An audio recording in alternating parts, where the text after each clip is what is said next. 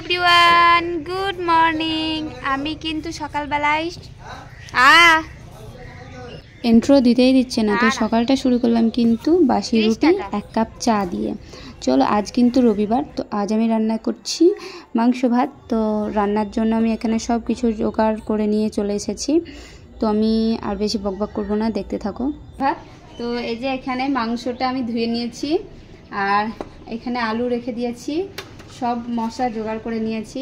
এখানে পেঁয়াজ লঙ্কা কেটে রেখেছি, আর এই যে এখানে আমি মশলাটা বেটে রেখেছি। এখন করব মাংসটা রান্না করব, আর মাংসটা ধুয়ে নিয়ে চলে এসেছি বললাম তোমাদেরকে। আর আমার এখন ভাত হচ্ছে। চলো আমার ভিডিওটা দেখতে থাকো, কন্টিনিউ করো। তো বন্ধুরা, আমি এখানে মশলাটা বেটে নিয়েছিলাম, সব অগোছালো হয়ে আছে।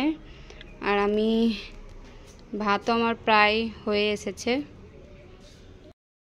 তো বন্ধুরা, আমার ভাত হয়ে গেছে এই যে। আর এই যে আমার এখানে আমি মাংসটা বসিয়ে দিয়েছি, তো আমি তোমাদেরকে দেখাই।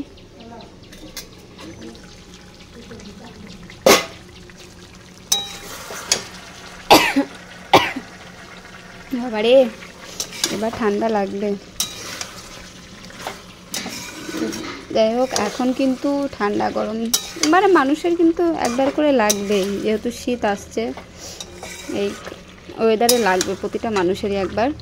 তবুও বলবো অনেকটা সাবধানে থাকবে যাদের বাড়িতে বাচ্চা আছে। আর এই যে আমার মাংস রেডি হয়নি এখনও অবশ্য, এগুলো সব পরিষ্কার করলাম, এখনও মোছার কাজ হচ্ছে। অর্ধেকটা মুছে আমি রেখে দিয়েছি, আর আমার কিন্তু প্রায় রান্নাবান্না সবই কমপ্লিট হয়ে গেছে। তো বাসনগুলো ধোবো, কিছু বাসন আমি ধুয়ে রেখেছি। আর এই যে আমার সব কিছু রান্নাবান্না কমপ্লিট। এই যে কড়াইটা আমার ধুলেই আমার হয়ে যাবে।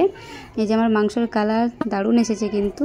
চলো, আর এখান থেকে স্টপ করলাম। তো বন্ধুরা, আমার সব কাজ, খাওয়া দাওয়া এবং কী কাজ করলাম সব কিছুই কমপ্লিট হয়ে গেছে।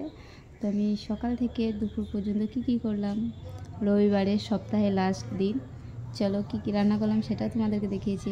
আর এটা হচ্ছে আমার গুবলু, কেমন লাগছে, একটা প্যানও পরিয়ে দিয়েছি।